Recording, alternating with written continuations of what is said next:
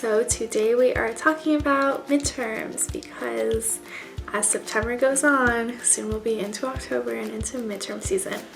So I just wanted to give you some of my best tips for preparing for midterms and doing well on them. So let's get right into it. So step number one is organization. I have a little do-a-tang folder to keep the syllabus in. A tip that I like to do is try to be like one step ahead of the class. So I like to do my readings for the next class or the next lecture a little before the lecture, so that if I'm really busy that week and I don't have time to read, then I'll still have read it already the week before. Tip number two is to study from the most recent material up to the older material. So a lot of times when people think about studying for midterms, they go all the way back to chapter 1 and start reading that.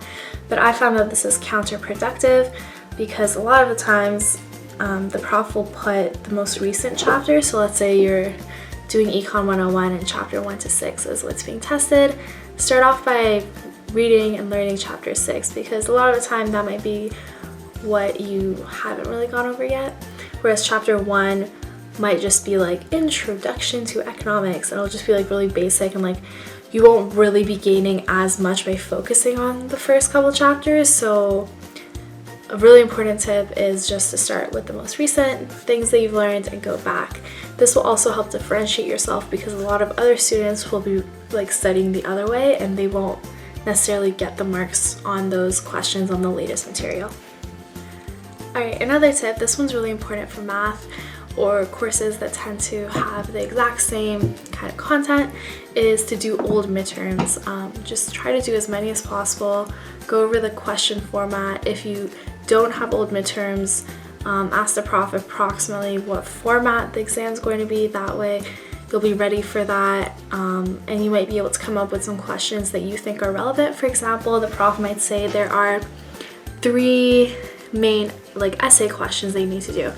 And if he keeps emphasizing that like the objective of this course is to learn like the degree to which banks have independence in determining foreign exchange rates, Econ 356, then just like maybe that's something that'll be an essay question.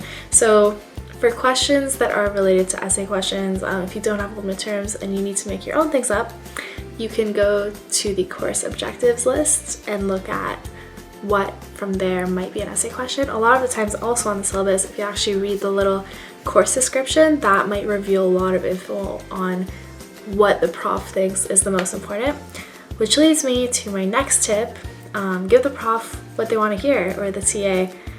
Sometimes your class is really big, the TA might be the one marking, so if your TA is someone who really focuses on a certain way of doing things or usually just has a preference for a certain type of answer, then make sure that that's what you're giving them. You have to really be able to read your prof and TAs in order to do really well and kind of differentiate yourself.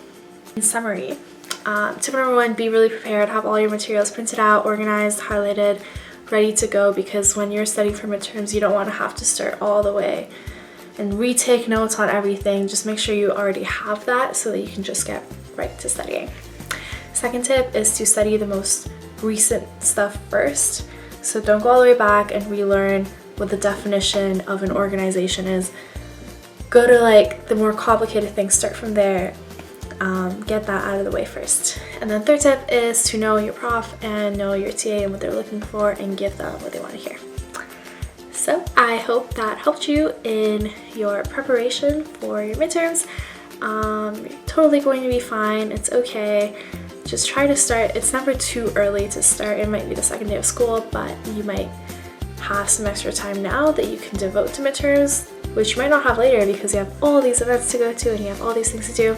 So get started early. And thank you so much for watching.